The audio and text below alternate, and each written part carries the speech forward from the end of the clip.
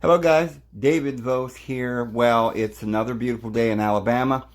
Hope you're having a wonderful day. La-di-da-di-da. I want to start right in at the very beginning talking about the most amazing things, and I'm hoping that we can finish laying the foundation here so that we can really start getting into some really interesting deep things, because as Christians we're going to need this. It is time that we understood the mysteries, friends. So here goes. So, in ancient times, the pharaohs had a great science. Now, there are lots of people that believe that mankind just accidentally discovered these things and this grew over time. That would be ridiculous, in my opinion, because that would mean that it is really meaningless. Because anything that happens by accident means it was not designed for us, unless it was just left there by the gods, whatever, for us to find and just, serendipity, gave mankind this great. No, I don't believe that. I believe the angels gave it to certain individuals. And when they did that, this knowledge, they did it with great flamboyance, and it was written down for people. Nobody does anything in the dark. Anything that was done in the dark will be made known in the light, Jesus said. But there was a concerted effort by our Father to send down prophets and teachers, and I believe this ancient history of Thoth and the book of Enoch, or the book of Thoth, it's all the same thing, is the stars. And obviously there isn't anything actually written in the stars, in the sense that you can look up there and say, oh, there's Orion. That's just a few twinkly stars that all nations seem to figure out is this picture of a man that comes along. Now, they may have different words that come down to them in that language, but if you look at these words, they all go back to the same word. Orion has the word or, light, right in it. Uranus is Greek. In Egyptian, it was Ra. So these things are all related. It was not spontaneously, accidentally, or whatever. It was simply divine guidance. Now, this is why, no one would build a 500-foot pyramid first of all, nobody could build a 500-foot pyramid in the manner in which those pyramids were made, not just because of the structure of the pyramid itself, which is made with megaton stones, quarried from stones that don't exist in that area. How would you get them to the area and hoist them up all that way? Well, there have been theories about maybe. Well, even if they could have done it, the point is that they were very advanced in order to be able to accomplish this. But beyond that, it was the way that each of these pyramids were positioned to mimic the stars, and the Nile being the Milky Way. And we see this exact same blueprint in every nation on the face of the earth. This is why they all had the same teachings, because civilization itself was made after the knowledge that was put into the stars. So whoever wrote the message in the stars was writing about the coming of Christ. That's what the whole message is, the story of the gospel. And it is a story of history, civilization, and the coming of the wise intelligence and higher consciousness, and the advancement of human beings to become like God. And it was all written in the stars, the history, so therefore they could prophesy, because they would look into the stars and they would see all of these teachings that the Bible says, the book of Psalms, is the word of the Lord, which was written in the stars. So Enoch went to the heavens and wrote a book. Well, you see, we're searching for this book today. It's not the book of Enoch. That's a book about the prophet Enoch. But his book, it says, would have filled pages and thousands of pages. In fact, it says that about the Lord Jesus.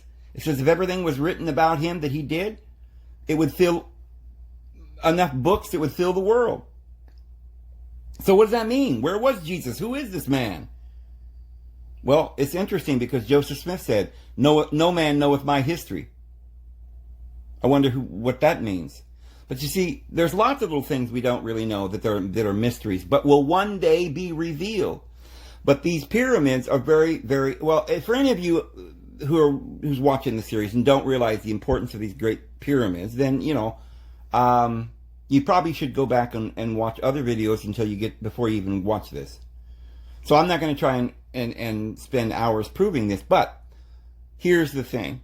These pyramids are of a certain geometric structure.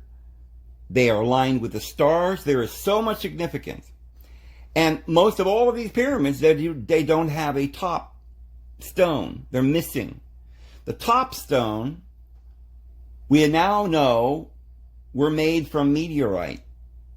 Now, we were talking about this meteorites and how important all this is in the last video.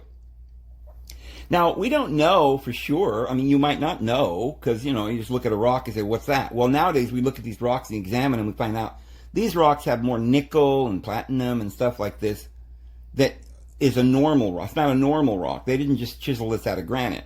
And these rocks that are on the top, they call them the Ben stones. Now, these rocks, these Ben, they've tested them and they're made from some sort of iron and molten, metals that is indicative of meteorites. And they have a very reddish color. We'll talk more about that. But why did they call them the Ben? Well, remember the phoenix, or the eye of Osiris, right? Or the eye of Horus. You always see the pyramid with the eye on top. Well, the eye is at the very apex of the pyramid, the eye. And it is the all-seeing eye. Or in other words, the stone, one can look into the mirror, into the glass. Because remember, the meteorites are really glass. They're iron and heavy metals that are melted and made into, so they're heated to such extreme temperatures that they're made into some sort of molten glass. Sand is glass. They make, it's little chips of glass. And this is what little crystalline particles is what we make chips of today. But a large crystal, a very pure crystal like a diamond, is a much better computer chip. It retains thought waves. It is a giant computer. And this pyramid is a giant computer because of the fact that forms are important in manifesting certain wavelengths or patterns or thought forms. They need to be amplified. But the point at the top is going to be where the sun strikes it. And the sun is going to have more effect when it goes through a crystal because it bounces back and forth and puts the imprint. See, thought is light. Anywhere you see light, it is the thought form of something. The divine being, the universe is conscious. And light is reality, or the substance behind reality. Because the divine being is light. Now, there may be parables in the Bible all throughout. But in the New Testament, there are some very specific literal statements. Like such as this one. The divine being is love. And now it's not saying he's made out of love. Because you can't make something out of love. And the only way you could do that, well, God wasn't made. But if the substance of the deity is love, what it's saying is it's a vibration. What is an emotion or a feeling or a mental construct? It is vibrations made from lights. When you dream, you go to this world and you wake up and there's nothing there. It's thought forms, but those thought forms can be congealed into reality. But they're only real while you're conscious of that reality. As soon as you wake up, it's no longer there. You can go back to it, but you have to change your consciousness. And when you're in another consciousness, you're not aware of another consciousness. These are patterns. These are, like you might say in a computer, the program that can be accessed by files. The universe is a hologram. And there are many, as above, so below, there are small little holograms that contain the entire hologram. It's a program. The whole program is in one small little speck of dust. As above, so below, it mimics the macrocosm and the microcosm. So every individual is a complete divine being that is able to be a co-creator, one with God, one with Christ, and ye are the divine being, Jesus said. And ye can do greater works than I have done. So, you see, it's very difficult for the angels thousands of years ago to teach men all of this basically computer scientific technology. But today we have computers. We think it's very advanced, but it's just, rudimentary. Because here we are trying to use this technology of mind, thought, telepathic communication, and higher consciousness. And we're trying to mimic it or duplicate it in little crystals. Our minds, our brains are far greater than crystals. And the great ones mastered the ability to bring every thought into subjection to that Christ consciousness. And they understood the science of transmutation. But today, the wicked are using it, this great power, not to gain spirituality, which would be happiness for all men, harmony, unity, and advancement, true advancement. But they are using it to hoard the information and knowledge. They put it into a computer. Well, okay, think about it this way. Electricity is free. It's everywhere. If you understood what it was, you could go and get it out of a tree or a rock, and you wouldn't need to pay people for it. It's free. It's not magic. It's there for you to have. It is your resource. It is yours. Belongs to all of us communally. But somebody goes and captures and knows and understands what electricity is, at least to the point where he can make it work in a little box where, you don't have the mastery of it. You don't know how it works. So you don't have it.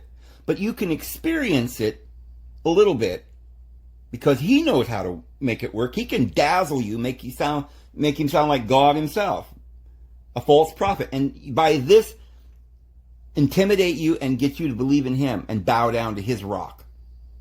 Start a religion and say, we can do all these things. But see, they can't really do it.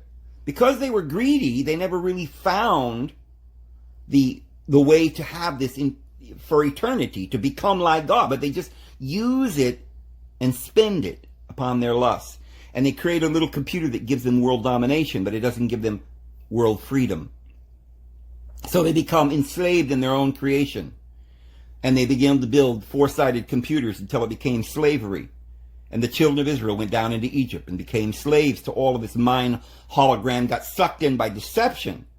And now the Lord had to send down his only begotten Son to deliver us from this prison house. So the Great Pyramids had the top stone made out of glass, or a meteorite, molten glass made from the explosion of a meteorite, with all these heavy metals like nickel and cadmium and platinum and gold. So I won't go into any more about what the pyramids are for and all of this, but remember, the pyramids aren't just by themselves in a vacuum. They exist with all the ancient hieroglyphic knowledge of spiritual things and the great deities in the pharaonic priesthood and the mummification and the preparation for eternal life. So that's what it was all about. And it was called the mysteries. In other words, it was hidden from the world because they were using it for evil and not for good. So it was hid up into the earth until the time appointed. Well, the Lord would send prophets from time to time when we were ready to learn a certain thing, or to tell us about something that one day would be made more sense when we finally grasp all of this. So the Lord would have a witness, and this is why it says in the book of Isaiah that the Great Pyramid is a witness unto the Lord at the border and in the midst of Egypt. And that's a very unique position, because the midst of Egypt and the border would be the center between upper and lower Egypt. And that is exactly where the Great Pyramid stands. It is a witness, a testimony. But we don't understand it because the mysteries were not yet revealed. So the Lord came to Abraham to reveal the mysteries, but it got stolen by Yahweh. And then we went into this other system that was used for greed. And so Jesus had to come and deliver us and pay the price of our ignorance and unlock the door and free us back into a place where we had freedom and we weren't afraid, and we could follow the Lord with boldness into his throne and without fear, but only with love. So the pyramids then, the bin, that word comes from a word we call Benu. Well, they called Benu, which is their word for the phoenix bird. There are different words. Phoenix is the Phoenician way, which is really taken from the Sumerian Enki, or today in the Hebrew, Enoch. And Enoch is the great scribe who wrote all this information down because he went to the Lord and found this information. He wrote his knowledge in the stars. Then they took and wrote the knowledge in the stars in the ground in hieroglyphs, in symbols, and they mimic the stars. So there's a great mystery here. So people would come and learn. By the time that the Greeks, well, first of all, the Assyrians went down and destroyed Egypt, or had a war with them and damaged it and looted some of the buildings and stuff. And then again, the Greeks came, Alexander the Great, and leveled Heliopolis, or the city of Ra, the city of the sun, and looted and tried to learn the mysteries, of course, but just by digging around and busting things up and destroying it. Demanding that you teach us the great wisdom, but they wouldn't teach them because they were evil, just as Jesus would not give it to Simon Magus. For you thought that by money you could have that which is given to mankind as a free gift. But the free gift comes with only by seeking and true love, seeking the right source of this great wisdom, which is the Lord, not by riches. You can't serve two masters. So there was always a certain thing one had to do to attain unto the wisdom, and mankind wasn't there yet. But prophets would come. And the Lord, even though we weren't ready, would give us demonstrations of the truth, and many people would grasp parts of it and advance civilization so we could continue to advance. But these mysteries continued to be secret. So one day,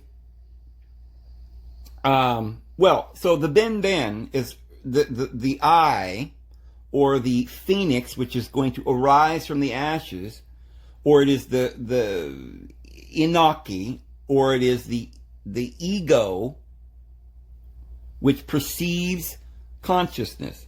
Remember, there are two I ams. There is Yahweh, who says I am, and there is none else. I am vengeance. I am jealous. That is my name. And then there is the Lord Jesus, who said, I am the resurrection and the way and the life. I am the truth.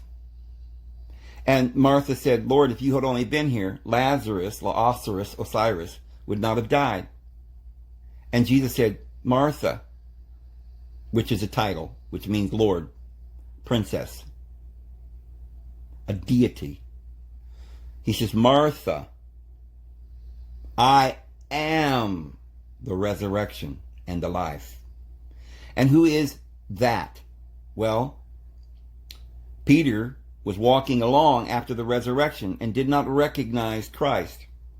And then he ate of the communal meal that Jesus gave as a free gift and made the meal and fed him. And his eye was opened, his third eye, and he saw Christ and realized his oneness with that, and woke with special powers to heal the sick, raise the dead, and also to speak with the tongue of angels, which is a new language of telepathic proportions.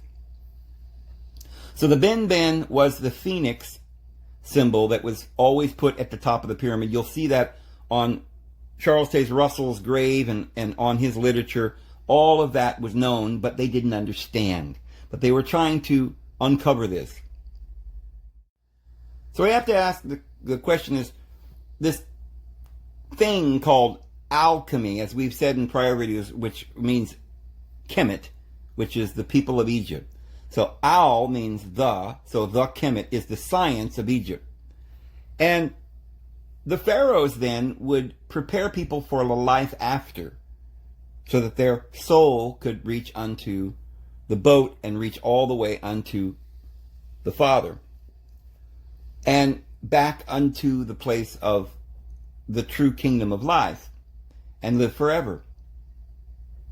Well, in amongst all of the teachings, there was something that scholars began to see that was very unique and very interesting. They noticed that the records, Herodotus and the peoples who lived in those times that wrote Manetho and historians said that the pyramids used to be completely lined and plated with gold inside, and maybe the outside might have been like marble and very polished stone. And of course, the top bin was of some meteorite kind of molten glass. They didn't really understand why. But, it's interesting today in computer science, we have a great deal of need for silver and gold. Now, it used to be that we only needed those substances for money. But a certain period of time, maybe 50, 60, 80 years ago, I don't know when this happened. 1933 was one big date, and there was different dates in the 70s and stuff, when we stopped using gold for monetary things. And I wonder why that is.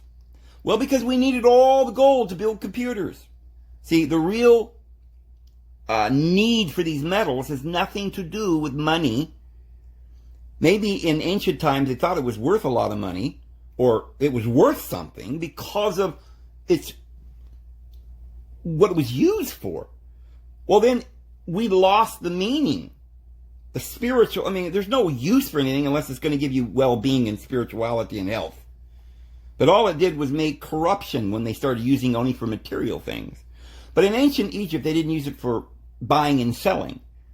It was very important for the well-being of the people, to learn and to prepare them for death and the ascension. It was about life and eternal life. And so where did the ancient Egyptians get all this gold?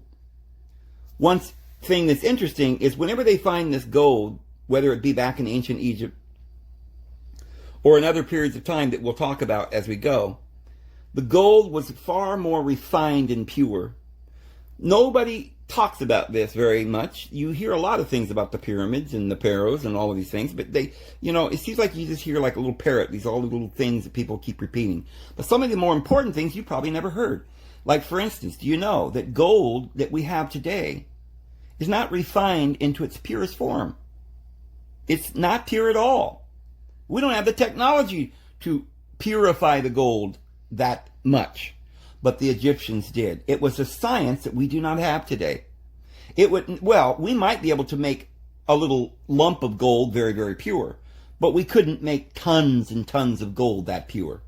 And then plate the entire Great Pyramid and all the other pyramids with these metals. And why would you do that anyway? They weren't materialists. They weren't doing it because they thought it was so beautiful. They were doing it because of spiritual teachings to become like God, to make it through the resurrection and to ascend, as Jesus demonstrated himself. So,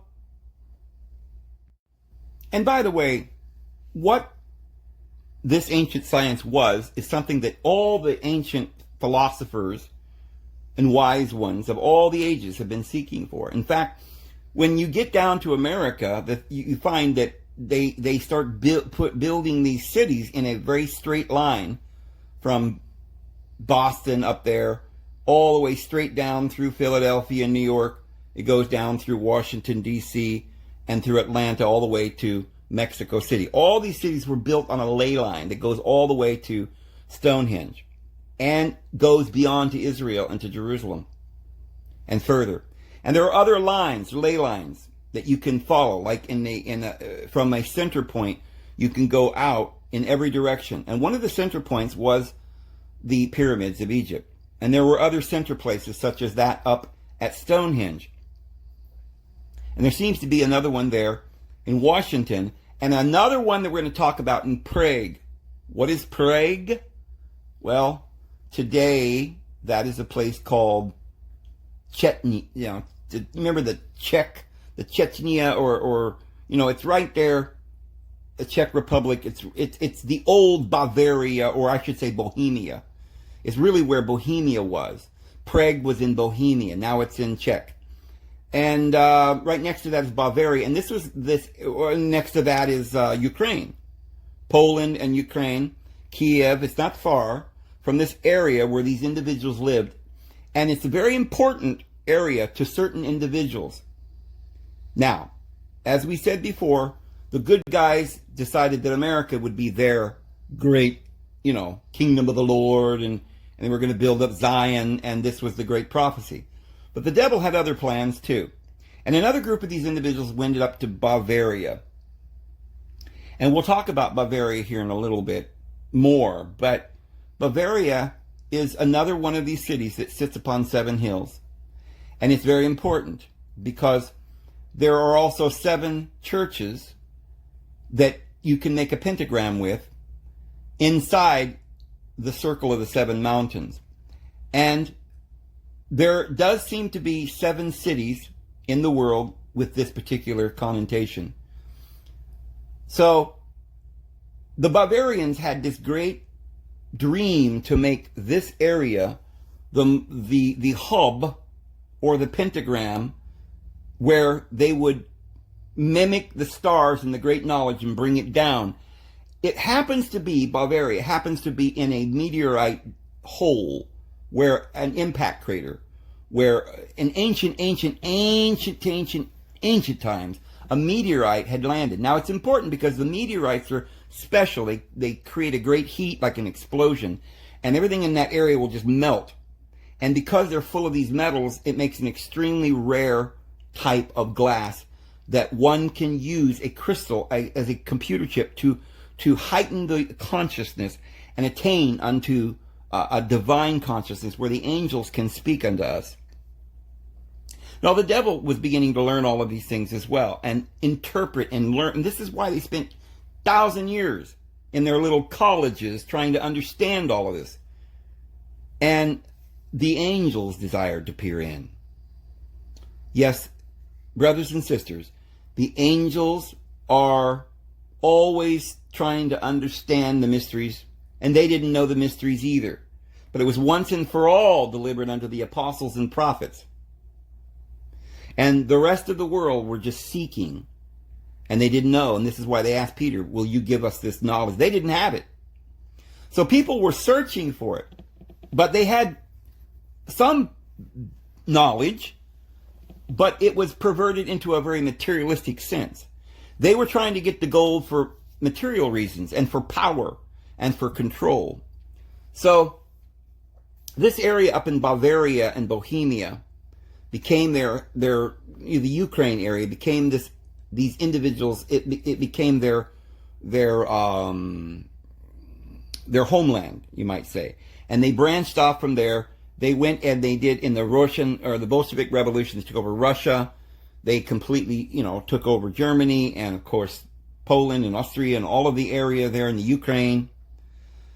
After World War II, many of the Germans went to the area around the Ukraine. Some of them went to Argentina and other places like Australia and South Africa.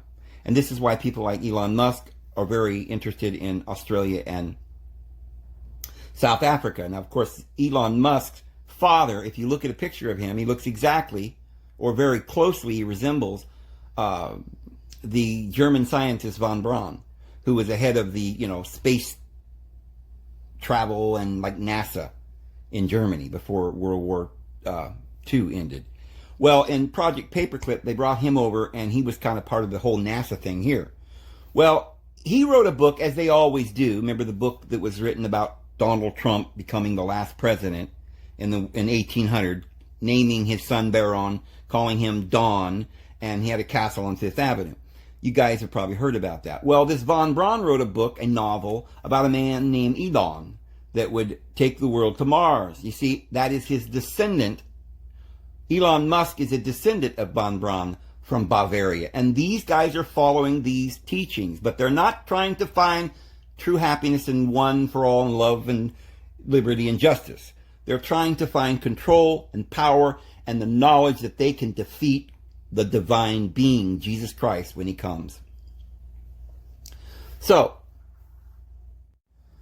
but this ancient science that we call it, as we call it today, because everything we think and talk about today seems to come from these scientists, these Bavarians, and they've turned everything instead of spiritual and love into some sort of materialism and government and laws and science and this kind of thing. So we're talking with the language we've got to deal with. Well, this truths, this revelation that the Egyptians had, the alchemic revelation, the knowledge of Kemet that they put in the Great Pyramids, that in later years they began to call alchemy, was the transmutation ultimately of the human being to become like the divine being, to survive death and receive immortality. And it was demonstrated and fulfilled by Jesus Christ, and must all be demonstrated and fulfilled by all of us. We also must take up our cross and follow him. And the cross is much more important than you can imagine. It's not just a go and die on a physical pole, right? With your, some suffering and crucifixion that you're condemned under the laws of this world. That it happened that way, but it's a symbol. It's a much deeper thing. I mean, Jesus died and suffered on a cross, but he also suffered by coming into this world. Where is this world? It's the present moment. In this conscious material realm, on the precipice. Remember, the pigs ran over the precipice and into the abyss. That's below the past. And it's gone. It's only a memory. The future isn't here, but we're going to make the future, and the present is all that is here in the precipice. And the swine, they run into the precipice, they go over the edge and go back into the past and dwell there in the mire. They don't progress. So we've got to get rid of these demons. We've got to get them out of our mind, this dwelling on the past and guilt and shame and all the lies that we've been told. But part of this great wisdom was the mummification process Jesus went through. He was anointed with certain special oils and fragrances and herbs and spices. Now, some of the certain herbs and certain minerals and things that they used were very much deeper than what we understand today. The mummification process that the ancient Egyptians practiced, we can prove today, produced some sort of monatomic gold dust. That these mummies, if you go back today, we can find these mummies, and we've dug them up, and we've done tests and found that they're covered in some sort of white powder. And that powder is a monatomic gold. And scientists have been trying to understand this. It was a transmutation process that was done in the pyramid itself through the top stone of light, that through the vibrations or that shape of the pyramid caused a particular wave pattern that charged. It reached a certain pitch or frequency that was able to change lead into gold or other mundane things into higher and more advanced things. So that just was something that happened, that happens to be. The process on the outset may be about, gold, and that's all the wicked could see, but the process was something that was happening spiritually. It was in your mind. You were resonating with these frequencies and receiving the information, and it was the information that was opening the certain DNA petals or activating certain DNA that was opening up the flower or the crystal into a form which it did not hitherto have, which is more pure, which is more, it's purified form. Remember, when Jesus was raised up, he was raised up with flesh and bones. He says the spirit doesn't have flesh and bones, as you see that I do. He had a physical body, but he had no blood, because his body was more pure and refined. And it had gone through the process of the duat, and it had been mummified, and it had been transmuted, and he went through the ascension.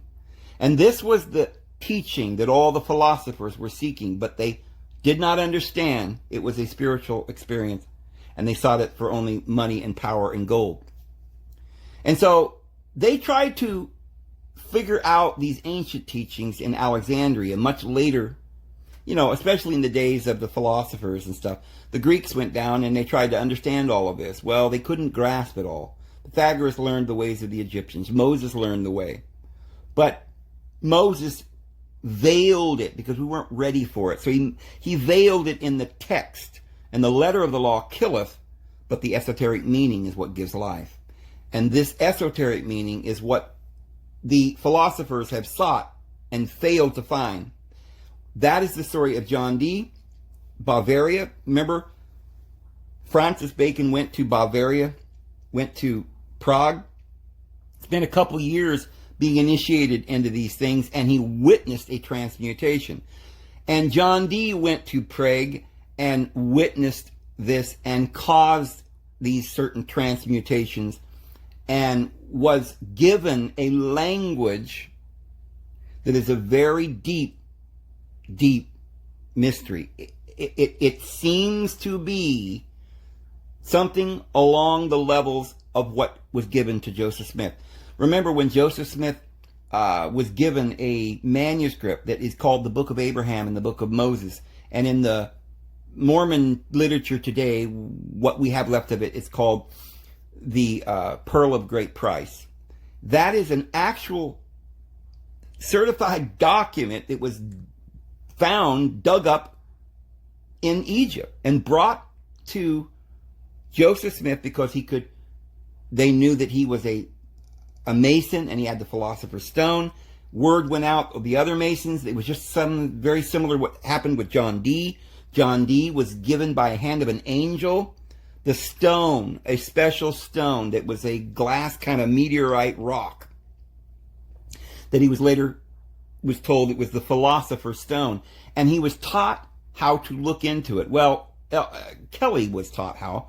They told Edward Kelly, the angels, they said, we want you to learn this language and memorize all these letters. After they told them, John Dee and Kelly was told by the angels, and they were given these letters, and they were told it was the Enochian language, or the angel language of Thoth, you see, or angelic language, or in other words, English.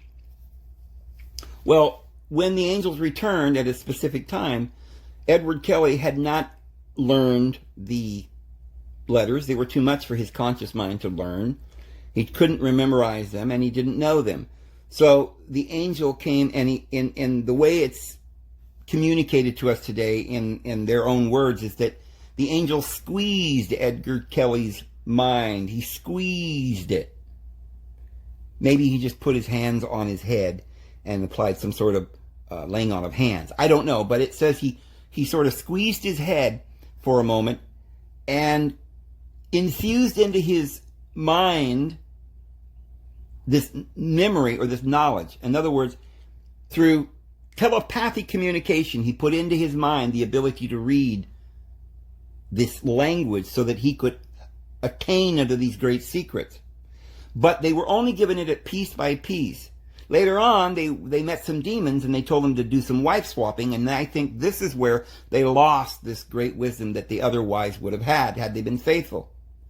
Well, many people realized that what they were doing was real, but they got to thinking maybe it was demonic, and there was a lot of witch trials, and there was a lot of inquisitions, and people didn't understand, and they fled, and they went here, and they went there, and many bad people came along and wanted this knowledge, just like Simon Magus, and they gave fortunes for it, but they didn't have true hearts.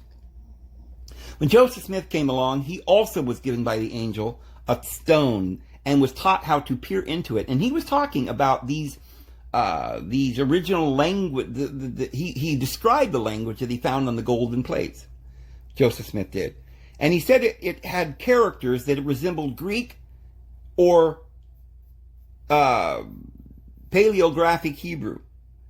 It was like Phoenician type, Egyptian, Phoenician, paleographic type characters. Well, if you look at the language that John Dee and Edward Kelly got from the angels, it is really identical to what Joseph Smith describes.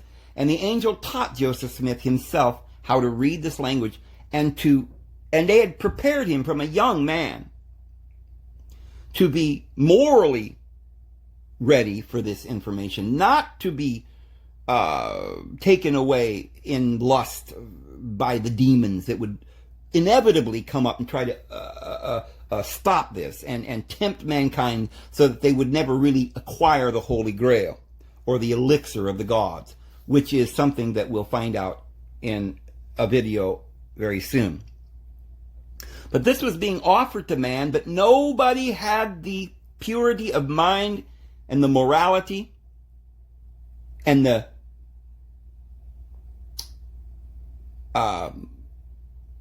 wherewithal to be faithful and acquire the Philosopher's Stone until Joseph Smith. Now, of course, because they couldn't get to the world through Joseph Smith, they couldn't derail him. Even in the face of death, he gave his life so that these teachings would remain with us. That his testimony of Jesus Christ being real, who died and was transmuted, as we all must be, through the resurrection. He died and lived, and through him you are forgiven of your sins, and we are going to have an eternal home in heaven with the Lord and his kingdom. And this was his testimony, like the apostles before him. And he restored this ancient knowledge and showed that we must, as the early apostles in the first century, when they received the speaking of tongues, or the language of the angels, as we read there in 1 Corinthians chapter 13. If I speak in the language of men or angels and have not love, I am a sounding brass, a tinkling cymbal. So and we showed there in that verse, I think in verse 13, where it says that they looked through a glass, a dark glass, but then we will be face to face. They got their prophecies by looking into this, some kind of a stone. The Apostle Paul describes this in several passages. But in times past, they were only given certain messages from the angels that it was appropriate. Because the latter days, according to Daniel, would be the time for the revealing of these secrets. Daniel said, "Go thy way."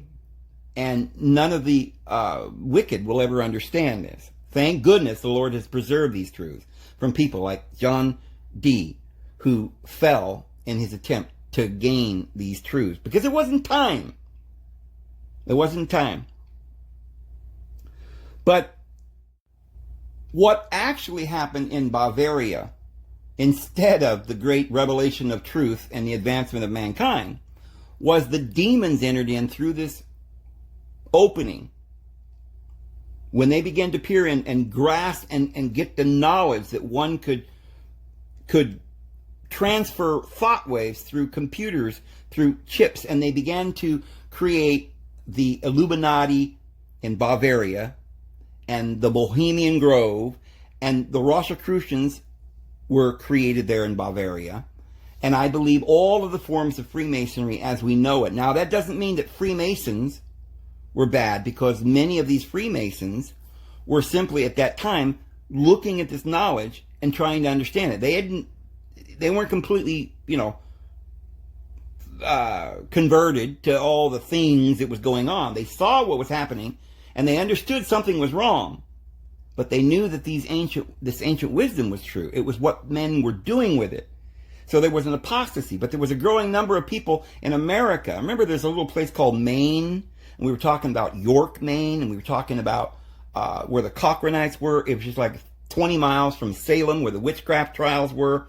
It's where Joseph Smith and Brigham Young, not Joseph Smith, Brigham Young went there and got another couple of wives, and one went over to Salt Lake with him, and he opened up all this, because Brigham Young was a Mason in this area.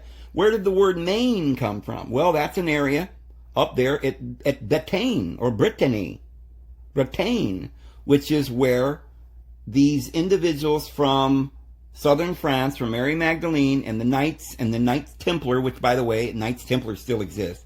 That's just the highest degree in the York Rite of Freemasonry. If you get to the highest degree, you're a Knights Templar. Okay, it's not like another group. It's just one of the orders. But so the ones who brought this wisdom over, which was Lazarus and Mary Magdalene and the 72 and the kingdom of the Lord, they were murdered, massacred, and they had to, hide up all this ancient wisdom in the ground, just like the others who previously had to do this down in Egypt. And they put it under the ground in these great labyrinths. And to this day, these places are being guarded because this knowledge is not ready for the world. Or the world's not ready for the knowledge. So the same thing happened there, that the true Knights Templars hid this information up. Or you might say many of them just didn't understand it, but they knew it was for a latter day. And they knew they were to preserve it, even if they didn't fully understand it. So they were protecting the Holy Grail, or the Philosopher's Stone, or the elixir of the divine. And so when someone would come along like John Dee and boldly go out and act like he knew what he was doing and delve into these matters without, perhaps they were led by angels, but then they were tested and they fell for the demonic influence. We don't know exactly what was going on there. But I tend to believe that whenever the Lord allows the devil to come in, it's only because others have fallen and were tested and proved unfaithful. The Lord wouldn't let the devil just come down anywhere for any reason. But like the story of Abraham, El Elyon came and revealed the truth, but Abraham not quite ready for that truth. But the story still stands as a testimony that the Lord would have given us the truth had we only been faithful. Had Abraham and Sarah not laughed, they'd have gotten the promise, and the child Isaac would have been born, and they wouldn't have had to have this child of Hagar, because the promise wouldn't come through bondage and slavery. So the other system came first. Leah came before Rachel because they did switcheroony, because they weren't quite faithful enough. So I believe there certainly was a possibility that the truth could have been given to the world in Bavaria by John Dee and Edward Kelly. I don't think the devil could have just offered them stuff and they would have just went in there and the devil would have opened up the bottomless pit all by himself. The devil had to deceive people, and he had to deceive people that were smart enough to know how to be smart in order to be judged as deceived. In other words, an ordinary person could never have gotten to the point that John Dee and Edward Kelly got to in the first place. They were true esoteric believers and had a measure of faith, but they were hoodwinked. Just like Abraham and Sarah. Does that mean Abraham's a bad person because he was hoodwinked into following Sarah's instructions and taking Hagar to wife and making Ishmael and those 12 children that Paul says is the Jerusalem that is now, who corresponds to a mountain in Arabia, Sinai, which is Hagar? Why would the Lord allow that? Why would the Lord allow John Dee and Edward Kelly? Well, it was only the beginning. It was the devil's attempt to offer mankind. See, we can't pass the test unless we're offered both sides. Mankind's got to have a choice. And that way, those who choose the right way get their crown. They get a reward. Now, if there was no test, if everybody just came along the road and there was the angel and we all got little roses for lapels and a little badge and a white robe and a crown, and we all got to go to heaven, then there wouldn't be any difficulty. There wouldn't be any real, how could one gain any kind of prize if everyone can do it?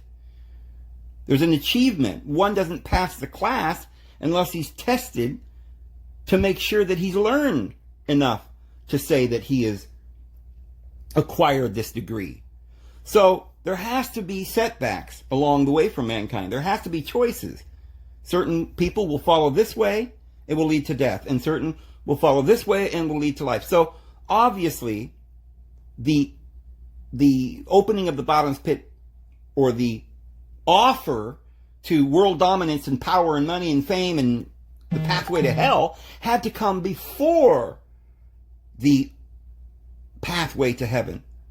So Joseph Smith came along in about 1830, somewhere in there. Died in 1844. He was born like in 1805, I think, or 1808, I'm not sure. But John Dee and Edward Kelly were back in the year 1500 sometime. 15 something. So, you see, it was several, 250, 300 years had gone by. And there was a whole movement of individuals that were following after the teachings of this individuals that sort of took over, the Illuminati, the Rosicrucians, they sort of started teaching all this ancient wisdom, which most of it was true, but they were only interpreting it with their greedy little minds. But they weren't all being deceived. I mean, Newton was a very faithful man, studied the scriptures and loved the Lord with all of his heart, and he understood these things, and he interpreted many of the things that we're talking about. He was studying these things. And he didn't fall for all the stuff that they were going for. Benjamin Franklin was an abolitionist. He didn't fall for all this, go back to the law of Moses and slavery and all this stuff. George Washington and Thomas Jefferson and Thomas Paine, they were trying to create a government of freedom and liberty and justice for all. But there was a great deal of individuals in this place called Maine, which is another name for this place called Bretagne. The area of Bretagne, or Brittany, I should say, Bretagne, is the area that was originally called Armorica. And that's where they eventually came and called it America. But Armorica had a little area called Maine. So this is where these names came to America, the New Maine. So when they came over here, many of them come over here for the New World. Now the New Jerusalem. Now what are we going to do? We're going to follow the dark side, or are we going to follow the good side? Well, many good Masons and many were kind of getting crazy and following crazy ideas like the Cochranites, who were swapping wives. And Brigham Young got caught up into this, and even went to so far as to try and release that. Remember, all these people, the original 70,000 people that came to Nauvoo to see the great prophet Joseph Smith, where did they all come from? From England, many of them, in missionary excursions. Joseph Smith sent missionaries all over the world, and they all came, thousands of them, to the New America, to the New Jerusalem, to see the prophet Joseph Smith. And he was teaching love and admonishing them not to have more than one wife, and not to do the wife swapping, and not to lie, and not to hurt others, and not to be a holder of slaves. Joseph Smith had no slaves, and any one of the slaves who could make it to Illinois in those days, he freed them. Now, this racism that got started by the Mormons, Brigham Young, that happened after. Polygamy and all that stuff happened after. Brigham Young imposed that on the church, and as Joseph Smith led them to hell, he murdered Joseph Smith. Him and Taylor, who was another president of the church, John Taylor, and some other people like Bennett and others, they purposefully believed, they were sincere. They were trying to bolster this idea that this was true. We got to go back to the law and have many wives, and slavery and genocide, and where are the gods, and blah, blah, blah, blah. They believed it. And he probably thought that poor little Joseph Smith that's trying to believe in a real Jesus and trying to believe in that love. Oh, that poor man. We're going to have to, everybody loves him. We can't just say he's wrong, because then they won't believe us. They love him too much. So we'll just have to murder him and say that the bad guys did it. And then we'll pretend that he's the one who taught all this stuff. We'll backdate all of these prophecies and all of these revelations a year before he died and say he's the one who did it. So they took a page right out of the Book of Mormon that says you should only have one wife. They ripped that out, and they wrote a new page and says, no, you can have many wives. They took revelations that happened just months before he died, where he said, listen, I don't believe in this stuff. He went to court and said, look, he swore on the Bible, I don't have any other wives. I don't believe in this. This is wrong. I don't teach this. This Brigham Young is doing this. And so they took him to Carthage jail and martyred him. And while he was there, he wrote I don't remember, it's a month or two before he died, he wrote this thing saying, you shall have no other wives but one. And in order to get around that, Brigham Young rewrote it and added words to it and made it sound ambiguous, as if, you can have more than one wife, but only if you do it in the church and, or whatever. He just made it all up. And you can prove beyond a shadow of a doubt that we've done a whole video on that. We're getting down to an hour now. I'm not going to have time to go into that whole history. But Joseph Smith withstood them all. But one thing he couldn't do is force them to accept. He couldn't defeat Satan and all of his hordes by violence, by murdering Brigham Young. That wouldn't have looked good. So what's the Lord going to do when people who are evil and wicked come along and murder the prophet? Well, they did it to Jesus too. But in the end, the truth gets known far and wide. One day, people will know that Joseph Smith died at the hands of these evil people like Brigham Young and the followers of Edward Kelly and the Masons that fell for that darkness that then was brought over from Germany in around the year 1800 by Charles Taze Russell, who was a Freemason and who was also Rosicrucian, by the way, and a Templar. He had made it to the highest degree. He was a Knights Templar. He had the symbol, his Masonic degree symbol on his literature, and the phoenix bird, which is the Ben. And he talked all about the wisdom of the pyramid and the Egyptian teachings and the New Age and the New World Order. And they started a New World Order Bible, and they made the first motion picture and then went to Hollywood and made Hollywood to propagandize the world. He brought over the Germans, Russell did, brought these Germans over here. And a little group of them in the form of Aleister Crowley, whose students were Anton LaVey, who started the Satanic Church, L. Ron Hubbard, who started Scientology, Parsons and Von Braun, and all these people started NASA and CIA, and all these individuals came from their master teacher, Aleister Crowley, who was a follower of the occult back to Bavaria, of the Illuminati, and they were trying to defeat the Christians from telling the truth so that mankind could awaken and they would lose their slaves.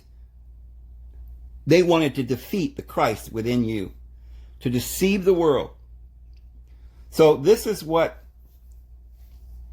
the history is, down to Joseph Smith. I want to talk a lot more about Bavaria, Bohemia, and these individuals that are running the world today. They all came from that area around Bavaria, that are such as Elon Musk, Donald Trump, who has a Bavarian name. His father is he looks a lot like Elon Musk's dad. But they're all brothers and very closely related, I would think. Bill Gates did not invent, but was given Microsoft as a young man. He didn't invent anything. He doesn't know anything. But his mother was on the board of IBM, and this is a German company, and they helped Hitler win the war, and we could go into all of that.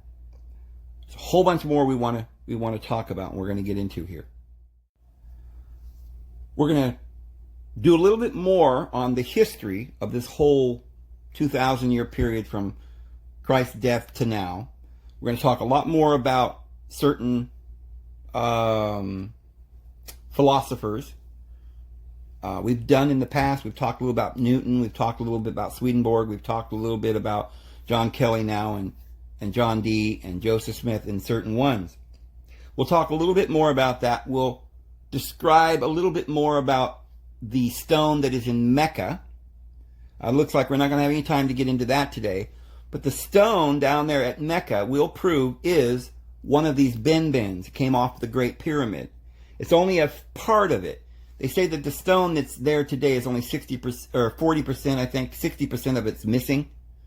And they found the other piece, and it turns out it's from the Languedoc where Christ went.